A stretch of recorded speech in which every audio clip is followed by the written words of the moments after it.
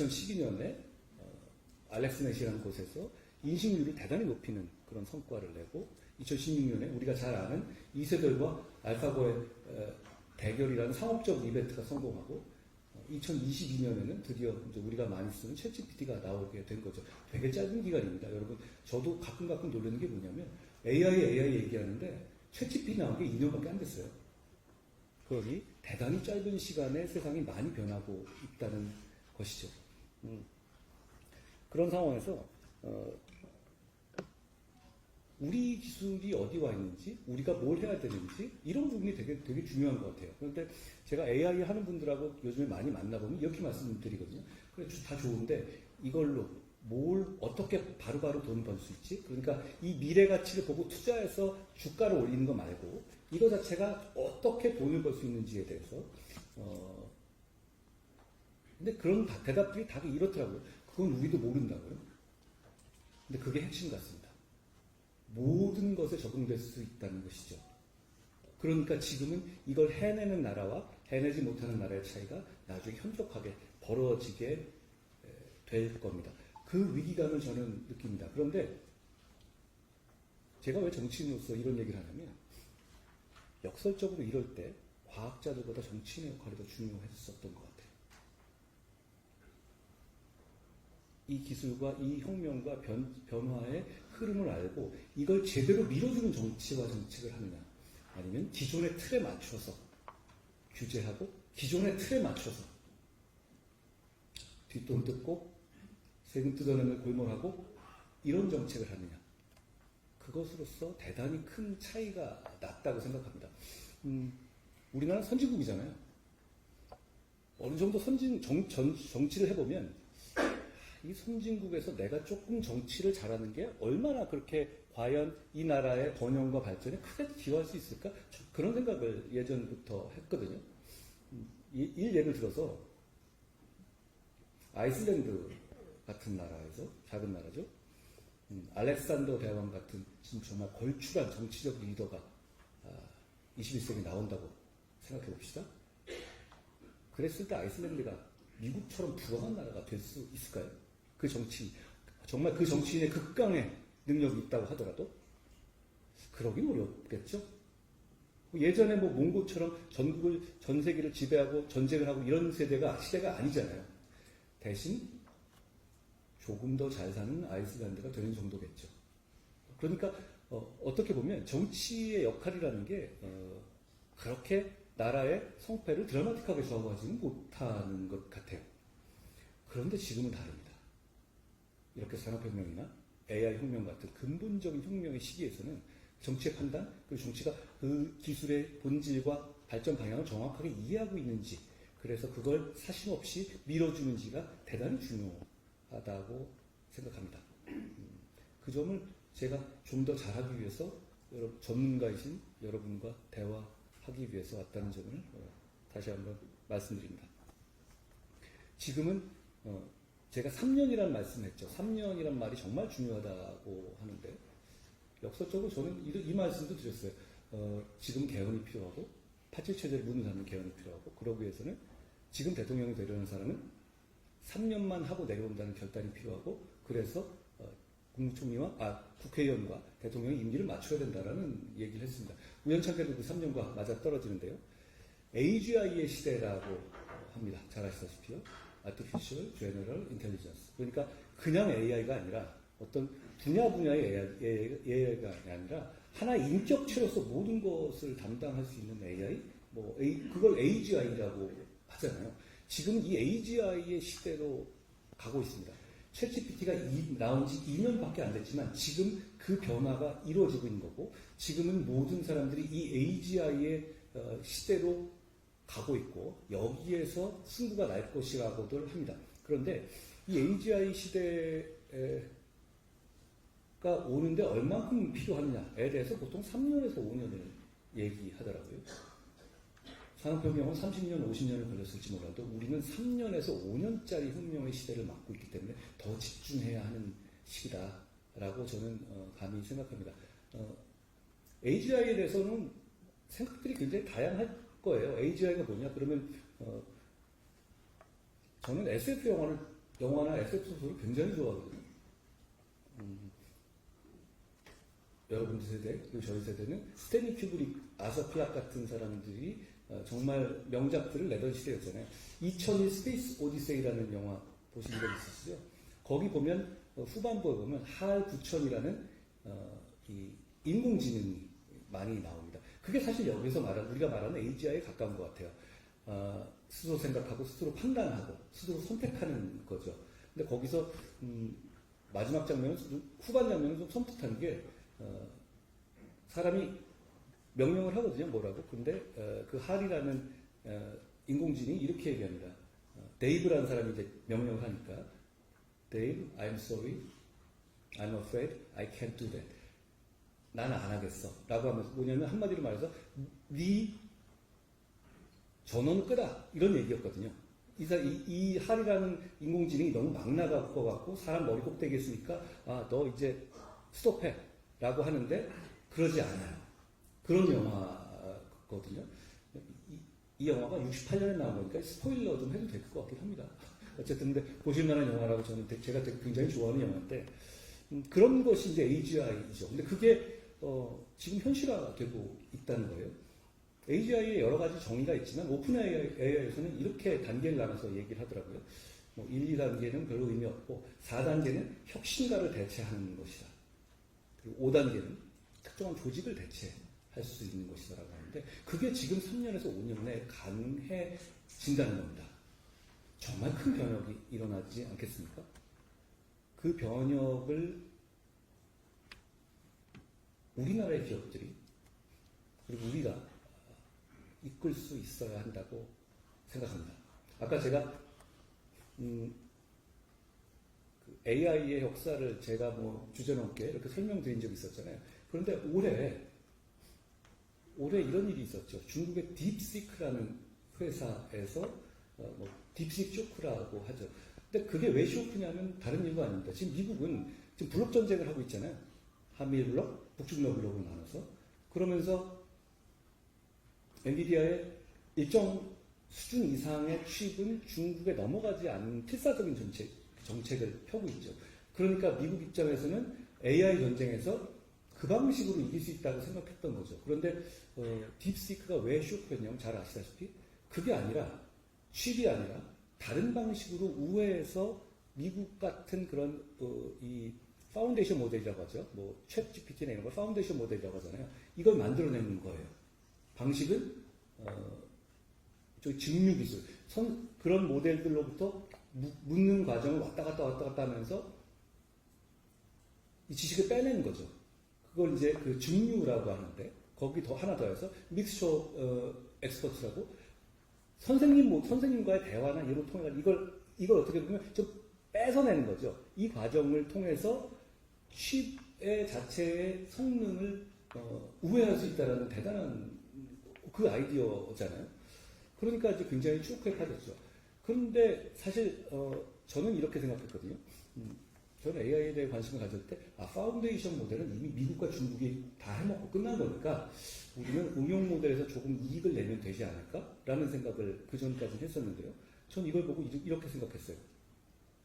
우리도 아직 안 늦었는데 저런 방식은 우리도 할 수 있는 거죠. 얼마 전에 제가 하정우 네이버 센터장님하고 대담을 할 때 그렇게 물어봤어요. 우리는 과연 지금 현재 대한민국은 딥시크 정도의 파운데이션 모델을 만들 수 있는 기술을 가지는 사람이 있느냐. 이게 딥시크가 지금 R1 단계 아닙니까? R1 단계까지는 가능하다는 겁니다. 사실 그게 그렇게 어려운 기술은 아닌 거거든요. 그렇다면 지금 우리는 그걸 지원할 수 있는 체제가 필요하다고 생각해요. 아직 늦지 않았기 때문에. 그리고 미, 중이 전략 자산화할 가능성이 높아서 나중에 이걸 제대로 공개하지도 않을 겁니다. 그런 점을 감안하면 우리는 지금 이걸 적극적으로 지원해야 한다고 생각합니다. 저는 그러기 위해서 정치가 몇 가지를 해야 한다고 생각합니다. 한 3가지, 4가지 정도예요. 첫째는 컴퓨팅 파워를 지원하는 겁니다. GPU를 막 사들여야 됩니다. 사들여서 AI 컴퓨팅 센터에서 모아주고 이걸 우리의 스타트업 포함해서 AI를 제대로 할 수 있는 사람들에게 그 시간을 줘서 그러니까 이거를 GPU를 많이 사서 쪼개서 나눠주는 건 의미 없습니다. 이거 수만 장을 네트워크에 이어붙여야만 의미가 있는 거잖아요. 그렇기 때문에 이걸 컴퓨팅 센터로 모아놓는 게 필요합니다. 지금 우리는 그걸 준비하고 있거든요. 올해 과기정통부가 18,000장 정도의 엔비디아 GPU를 사겠다고 얘기해놨죠. 근데 그걸로도 부족합니다. 그걸 집중적으로 모아서 하는 게 필요하고, 그리고 이거는 장기 계획이 의미가 없어요. 왜냐하면 3년, 5년 내에 AGI의 중요한 전쟁이 승부가 날 거기 때문에 5년 뒤, 10년 뒤는 늦습니다. 지금 당장 해야 하는 거죠. 추경을 해서라도요. 이렇게 모아주는 게 대단히 필요하다고 생각합니다. 그리고 이렇게 모았을 때 굳이 대기업이라고 이용해서 배제할 필요는 없다고 생각해요. 왜냐하면 전 세계 글로벌 AI 전쟁 차원에서 본다면 이건 우리나라는 큰 의미에서 보면 대기업은 없습니다. 우리나라에. 그런 차원에서 저는 GPU를 최대한 많이 사서 몰아주고 그걸 많은 사람, 많은 기업들이 쓰게 해야 한다라는 게 정부의 목적이라고 생각해요. 그러니까 다른 거 말고 그게 중요합니다. 저는 그렇게 생각합니다. 그리고 둘째는 데이터의 법규의 정비라고 생각해요. 지금 딥시크 같은 그 회사가 중국에서 왜 저렇게 잘 나갈 수 있냐면 죄송하지만 중국은 개인정보 보호 잘 안 하잖아요. 그러다 보니까 그 방대한 데이터, 뭐 잘 아시지만 AI의 핵심 요소는 이거 아닙니까? 컴퓨팅 파워, 데이터, 알고리즘, 전력, 이거 아닙니까? 그런데 지금 중국은 거기서 데이터에서 그냥 뭐 법규 생각 안 하고 막 몰아넣고 있어요. 그러다 보니까 당연히 우선되죠. 그런데 우리는 어떠냐면 개인정보보호법의 규제가 지금 AI 시대에서는 맞지 않다고 생각합니다. 너무 빡빡해요. 그리고 EU도 최근 들어가지고는 그런 이유 때문에 그 장벽을 낮추고 있거든요. 저희도 낮출 필요가 있다고 생각합니다. 그런데 낮추는 방식이 뭐 그냥 하염없이 낮추면 우리는 자유민주주의 국가고 개인의 인권을 보장하는 나라이기 때문에 그런 방식으로는 그렇고, 대신 저는 제안하고 싶은 것은 지금 영국에서 이렇게 하고 있더라고요. 데이터 세이프 존을 지역이나 이런 데 만드는 겁니다. 어떤 특정 지역에 있거나 그러면 그 지역에서 나오는 어떤 여러 가지 데이터들을 정보보호법을 적용하지 않는 거예요. 저는 그런 방식 충분히 가능하다고 생각합니다. 어쨌든 규제 방식을 데이터를 우리 이런 일이 있었거든요. 제가 법무부 장관 당시에 우리도 이런 시도가 있었어요. 과기정통부에서 법무부랑 같이 했던 게 뭐가 있었냐면, 출입국은 법무부의 영역이잖아요. 근데 출입국 영역에서 출입국은 엄청난 데이터가 있습니다. 왜 그렇겠습니까? 입출국하는 사람들의 어떤 뭐 지문도 있고요, 얼굴도 있고요, 국적도 있고요, 성별, 정말 대단한 정보들이 있잖아요. 그런데 그거를 개인정보보호법 위반이 안 되게 지우고 해서 그 범위 내에서만 과기부에서 이 연구에 쓰기로 했던 거예요. 근데 좌초됐습니다. 그 이유는 당시 이제 민주당이 어떤 공격을 했냐면, 이거는 개인정보법 위반이고 형사처벌하겠다라면서 관련자들을 법적으로 이제 문제 삼기 시작했어요. 하나하나 따져 들어가면 제가 보기에는 법적으로 문제가 없는데, 일단 공무원들한테, 여러분 공무원들 잘 아실 거 아닙니까? 여기 보니까 공무원 출신들도 계시네요. 그런 책임지가 들어왔을 때 공무원들이 어떻게 행동하겠어요? 에이, 이걸 가지고 내가 무슨 영화를 보겠다고 하면서 접죠.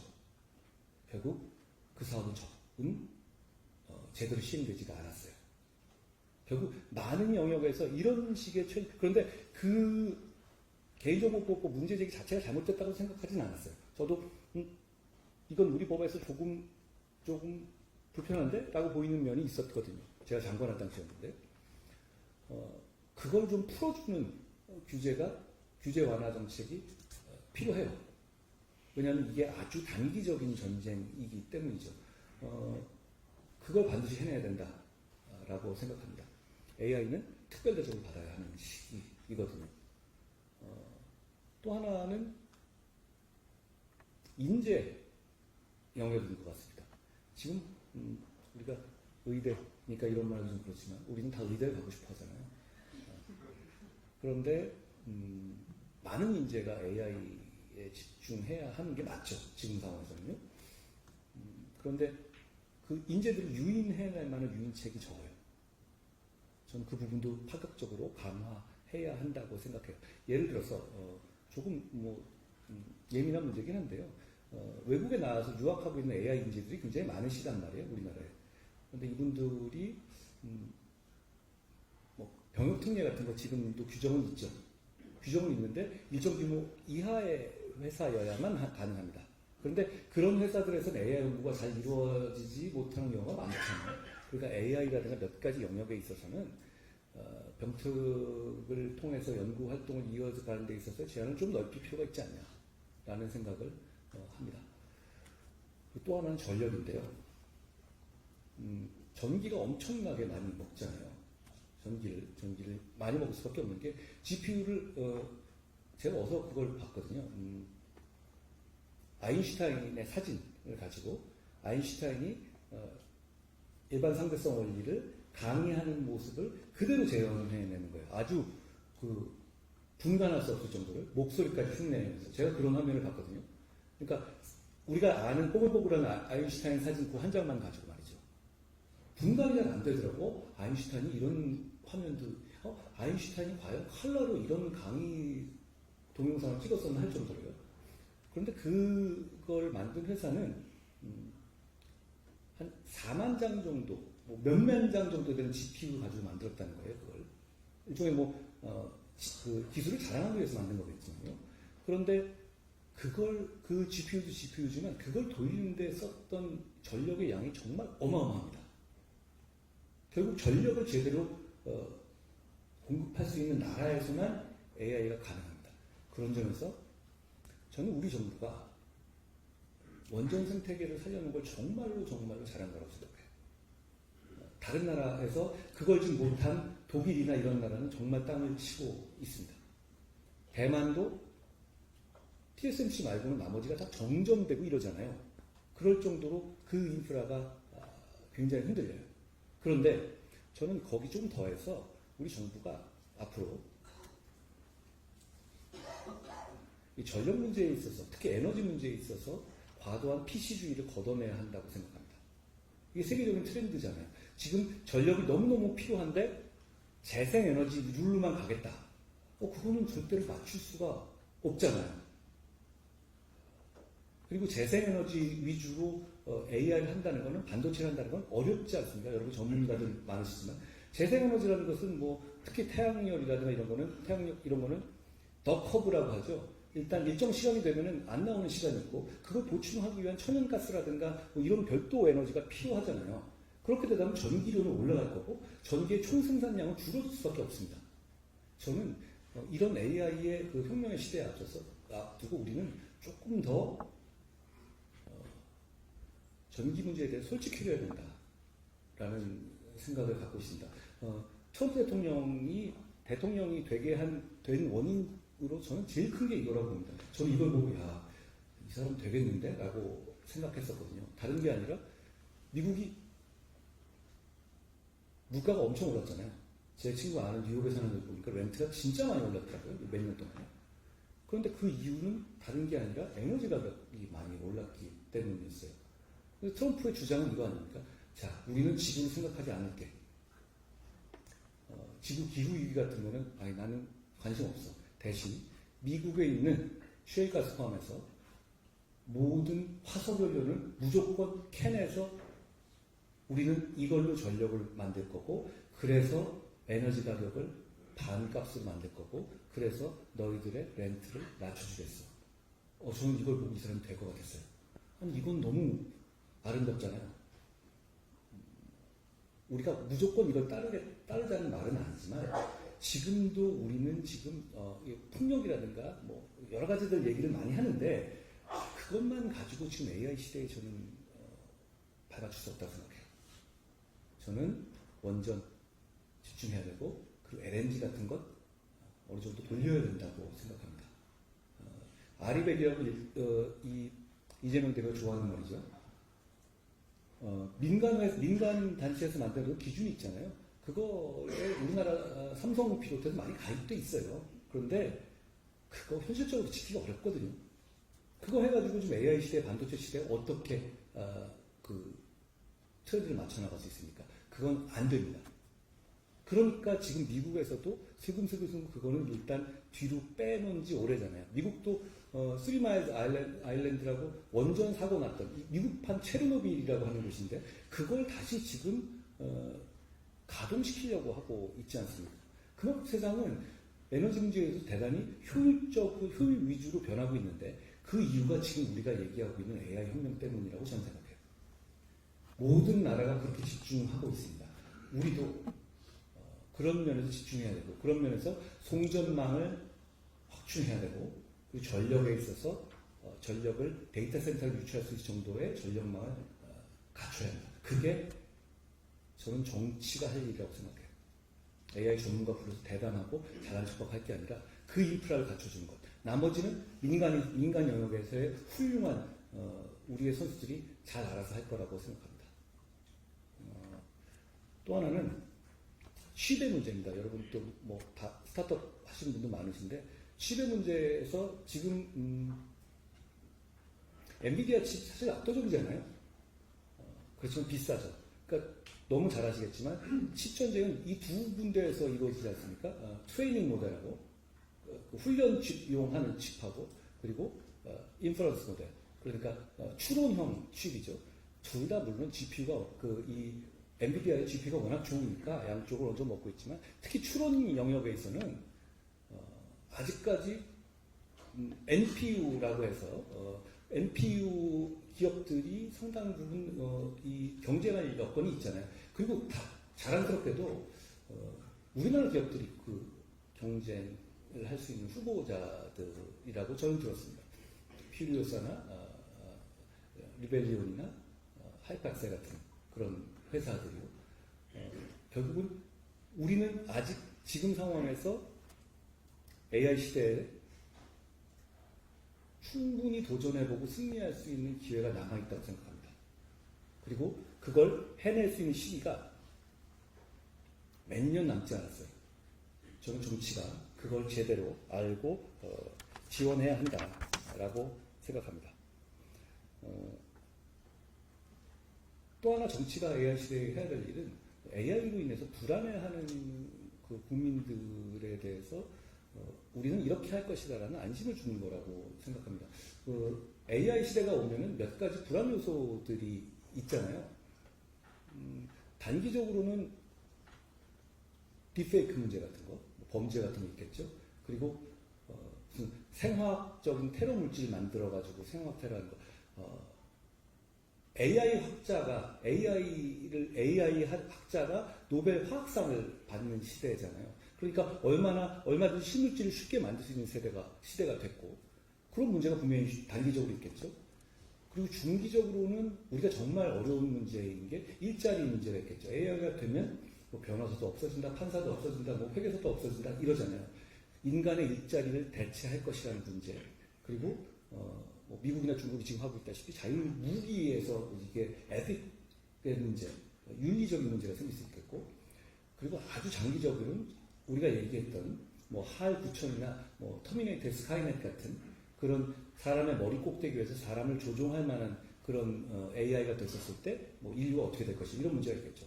근데 뭐 세 번째 문제는 뭐 그건 다른 나라들에 맡기죠. 그건 레알 마드리드나 바르셀로나에 맡기고 그 문제는 우리가 생각할 문제가 아니라고 하고 대한민국 정부 입장에서는 단기의 문제하고 중기의 문제는 생각할 필요가 있다고 생각해요. 그런데 생각보다 준비가 다 돼 있어요.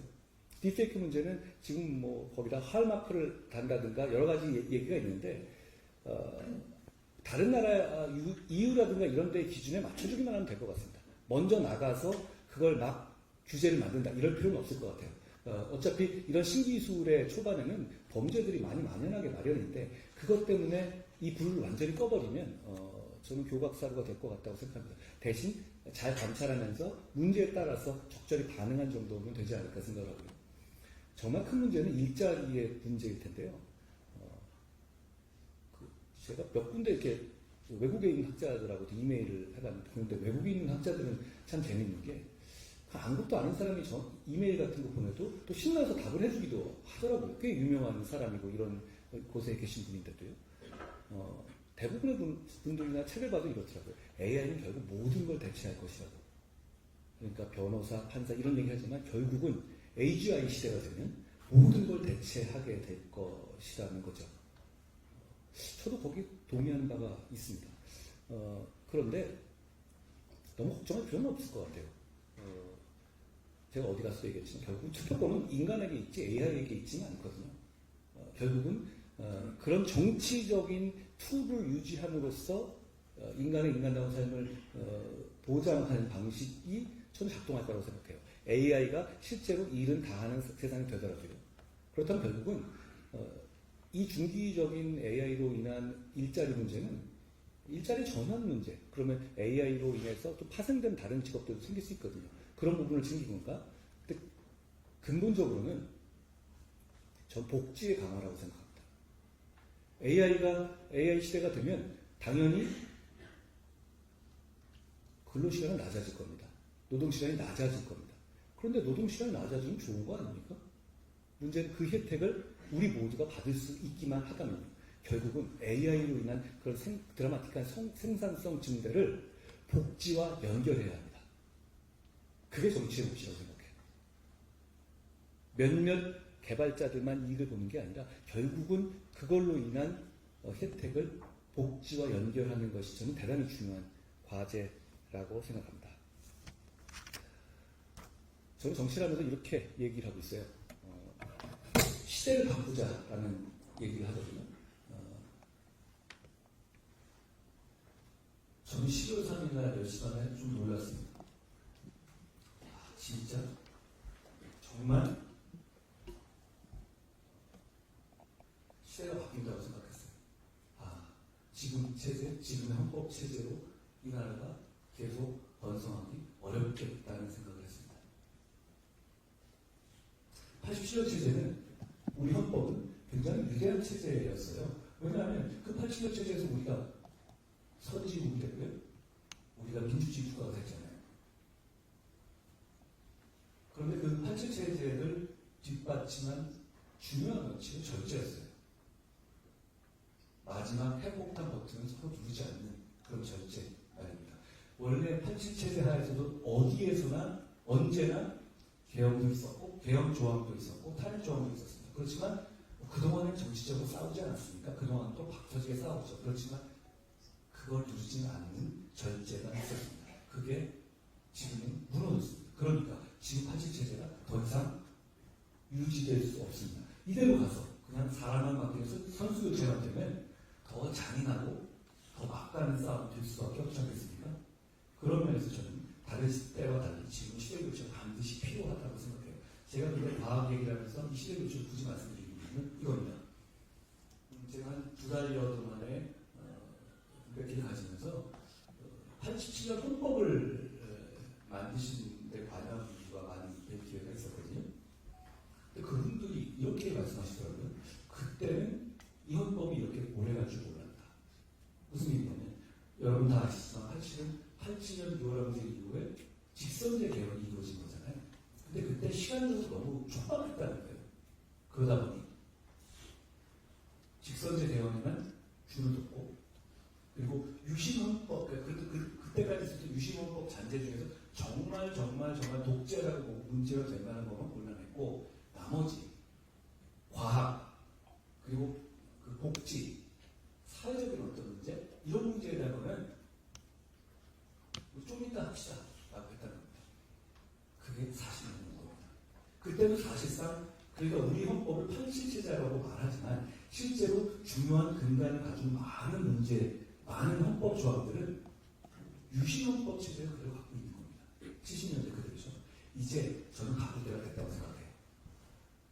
우리 헌법에는 저는 대통령 중임제를 얘기하고 4년을 맞춰야 된다고 생각하고 그리고 국회 내에 견제와 균형을 위해서 양원제를 도입해야 된다고 생각하고 상원은 중대선거구제를 도입해서 하나의 정치적 바람이 완전한 이 권력을 장악할 수 없게 해야 한다고 생각합니다. 그런데 87체제를 극복하는 것은 단지 그 권력 구조의 문제만은 아닌 것 같아요. 앞으로 우리가 몇십 년 아니면 100년간 어떤 나라를 지향하고 무엇에 지원을 집중해서 이 나라를 발전시킬 것인가에 대한 철학도 담아야 되는 겁니다. 저는 그 부분이 이번에 꼭 해야 될 일이라고 생각합니다. 그러기 위해서 저는 이 새로 중요한 인물을 맡은 사람이 3년 만에 내려와야 한다고 생각하는 거예요. 그래야만 이 3년 이 대통령과 국회의원의 임기가 맞춰지고, 그리고 그러지 않겠습니까? 저는 헌법 개헌에 있어서 중요한 건 실현 가능성이라고 생각하거든요. 실현 가능성, 매번 그러니까 이번에도 그러고 말 거야. 그러니까 사람들이 시큰둥하죠. 그런데 이번엔 꼭 해야 됩니다. 아니면 정말 더 잔인한 세상이 될 것이기 때문입니다. 그런데 3년 얘기는 그걸 실현시키는 마법의 열쇠가 될 수 있어요. 왜 그러냐? 민주당 입장에서 자기가 되면 자기들 오면하려고 되겠죠. 그런데 만약에 국민의힘 쪽에 후보가 만약에 조기 대선이 되고 만약에 3년을 확실하게 약속한다면 민주당 어차피 우리는 다음에는 정치를 해야 됩니다. 민주당과 정치를 해야 되는 상황이죠. 그런데 만약에 국민의힘에서 3년을 약속한 사람이 올라가면 민주당에서 개헌을 하려고 될 겁니다. 왜냐하면 단 3년 만에 자기들이 리벤지 매치를 할 수 있는 거 아닐까요? 그러지 않으면 5년을 할 테니까요. 결국은 개헌의 실현 가능성을 대단히 높이게 될 것이다 라고 저는 생각합니다. 또 하나는 지금 우리가 경제적으로 중요한 AI에 연결해서 보면 블록화됐잖아요. 굉장히 많은 경험을 많으신 분들이 계시지만 우리가 한 10여 년 전, 20여 년 전만 하더라도 이렇게 가르치지 않았습니까? 기술에는 전혀 국경이 없다. 자본은 국경이 없다. 그런데 지금 기술과 자본은 엄청난 국경이 생겨버렸어요. 너는 어느 편이냐를 묻는 시장 세대가 됐죠. 그런데 우리는 거기서 적응해야 하니까요. 지금 상황에서 저는 대한민국 가야 될 길을 북중로 블록이 아니라 한일 블록이라고 생각해요. 그런 차원에서 저는 우리의 지금 현재 설정되어 있는 위치가 대단히 다행스럽다라는 말씀도 드립니다. 제가 아까 복지 말씀을 드렸잖아요.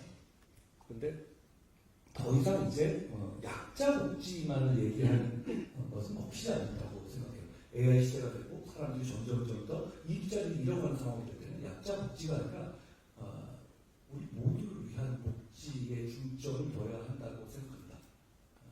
그런 면에서 성장과 복지를 같이 맞추고 선순환하기 위한 생각을 갖는 것은 대단히 필요하고 저는 그것을 목표로 정치를 하고 있습니다.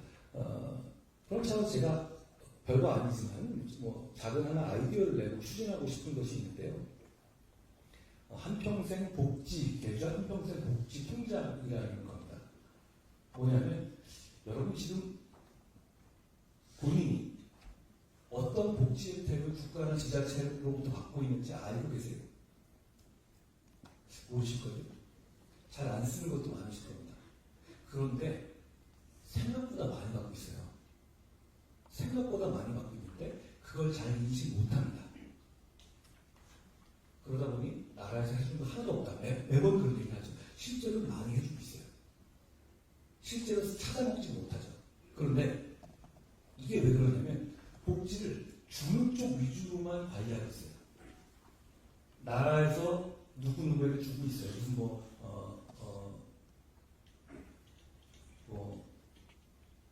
유치원 수당 같은 거 준다든가 주고 있죠. 줄 수 있죠. 그리고 전기료 깎아주는 바우처를 준다든가 주고 있죠. 지자체도 하고 항목이 굉장히 많거든요. 그런데 놀랍게도 우리 개인이 한 명이 도대체 어떤 복지를 받고 있는 건 파악하고 있는 곳이 없습니다. 자기도 몰라요. 자기도 각각의 기관에 들어가 봐야 알아요. 근데 그거 어떻게 들어가 보겠어요? 그러다 보니 누수도 많고 알아도 안 쓰는 게 많아요. 요즘 가끔 보면 카톡으로 뭐 하라 뭐 날아오기도 하죠. 그렇지만 그게 하나로 묶여있지가 않아요. 그런데 저는 이거 하나로 묶어야 된다고 생각해요. 왜냐하면 우리 IT 기술의 강국이니까 한 사람의 국가로부터 받는 모든 걸 하나의 계좌에서 볼 수 있게 통합하는 겁니다. 그래서 본인 입장에서 필요한 것 쓰고 안 썼을 경우에 이용을 할 수 있게 하는 거예요.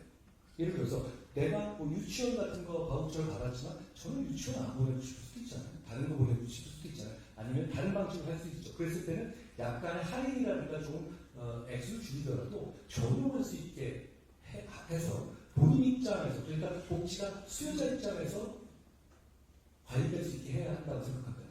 이게 돈이 많이 들지도 않아요. 왜냐하면 지자체나 나라 입장에서는 그냥 거기다 쏴주면 되는 거거든요. 저는 그런 아이디어를 통해서 결국 우리가 복지를 그냥 국가에서 이렇게 주고 있다라는 관점보다는 받는 사람 입장에서 어떻게 활용할 수 있는지를 좀 통합하는 게 필요하다고 생각합니다. 제가 이 아이디어를 생각한 게 제가 법무장관 때 피해자 센터를 통합한 적이 있어요. 왜냐하면 범죄 피해자들 정말 피해 당하면 너무너무 억울하잖아요. 제 편 들어줄 사람 없는 것 같고. 그런데 우리나라에 범죄 피해자를 돕는 여러 가지 기관이 있어요. 여가부에도 있고요, 경찰청에도 있고, 검찰청에도 있고, 시에도 있고, 되게 많아요. 보호목지도 있어요. 그런데 그냥 그건 각각에 있는 거고, 그럼 범죄 피해자 받은 사람 입장에서는 뭘 어떻게 써야 될지 몰라요. 일생에 몇 번이나 그랬어요. 그리고 그거를 그래서 안 내면 쪼가리 준다고 해서 읽어보진 않잖아요. 한 대 묶어줘야 된다고 좀 봤어요. 그래서 뭘 했냐면 이 기관들을 하나의 그냥 오프라인에다가 그 한 층에 다 모으게 했어요. 아니 왜냐하면 피해자 입장에서 그게 법무부 서비스건 여가부 서비스건 그게 뭐가 중요합니까? 그리고 많이 겹쳐있기도 하거든요. 그래서 한 군데 모아보니까 만족도가 굉장히 올라가는 거예요. 그러니까 주는 사람 입장에서는 그러니까 이게 이렇거든요. 좀 뭐 만연처럼 말씀드리자면 제가 당대표할 때 여름에 지난 여름 너무 더웠잖아요. 너무 더운데 그 전기를 좀 깎아드려야 될 필요가 있었어요. 그래서 좀 어려운 분들 깎아드리자 했었으니까 처음에 어떻게 타겟팅을 했냐면 돈이 좀 이렇게 쓸 수 있는 돈을 어떻게든 찾아냈죠. 그래서 드리는데 기초수급자 분들의 그 전기료를 바우처를 깎아드렸습니다. 근데 제가 놀란 게 기초수급자들에 대한 전기료 삭감 조치가 이미 너무 많이 되고 있는 거예요. 여름 한 달에 7만 8천 원 정도, 6만 8천 원, 7만 8천 원 정도 내시는데 이미 한 2만 원밖에 안 나왔더라고요. 다 바우처로 끝나요. 그래서 저는 그 2만 원까지 그때 2달 동안은 내드리자 이렇게 생각했습니다. 뭐 그것도 의미 있는 거죠. 그러니까 얼마나 어려우신 분들에게 이 혹서기에 한 분도 안 되게 해드리자 얘기가 되잖아요. 그런데 돈이 좀 남았어요. 쓰신 분. 그러면 요거보다 조금 더 형편이 나은 분들에게 또 드리자라고 했는데 기재부가 그걸 못 찾았어요. 한조도 못 찾았습니다. 기초수급자라는 타이틀을 가진 분들에게는 쉽잖아요. 복지를 주는 사람 입장에서도 여기 계속 주는 거예요. 주는 사람 입장에서 마음의 평화. 그렇지만 이 넘어가는 소팅을 그러니까 요 바운더리는 아니지만 요 넘어가는 분들은 어렵지 않은 게 아니잖아요. 그런데 관료제가 돌아가면 어떻게 되냐면 이 더 위에 있는 사람들이나 이런 쪽에 대한 파악할 만한 정보가 없어요.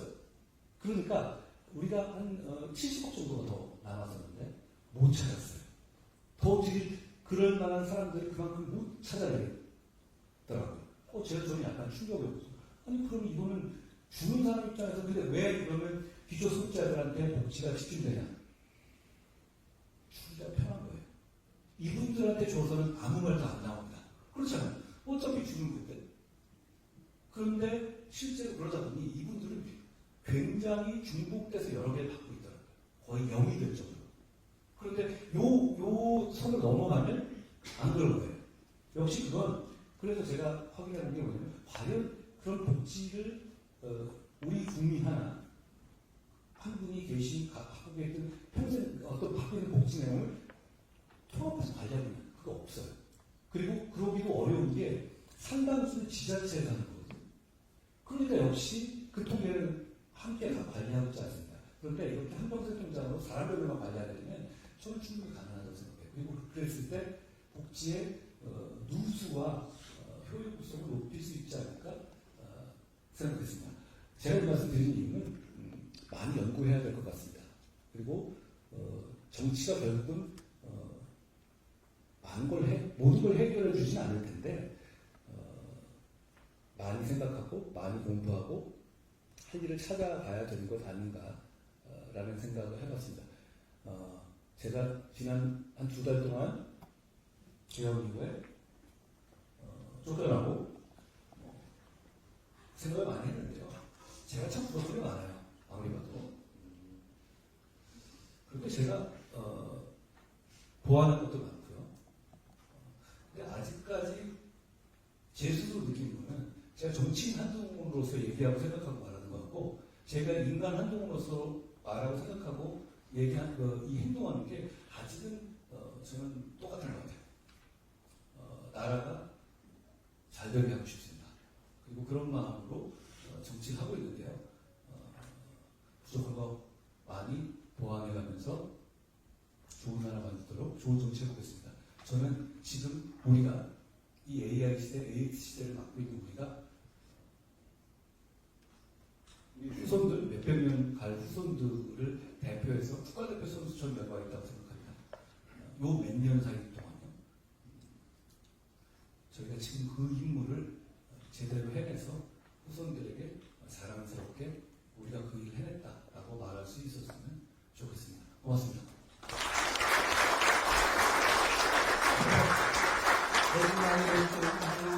뜨거운 박수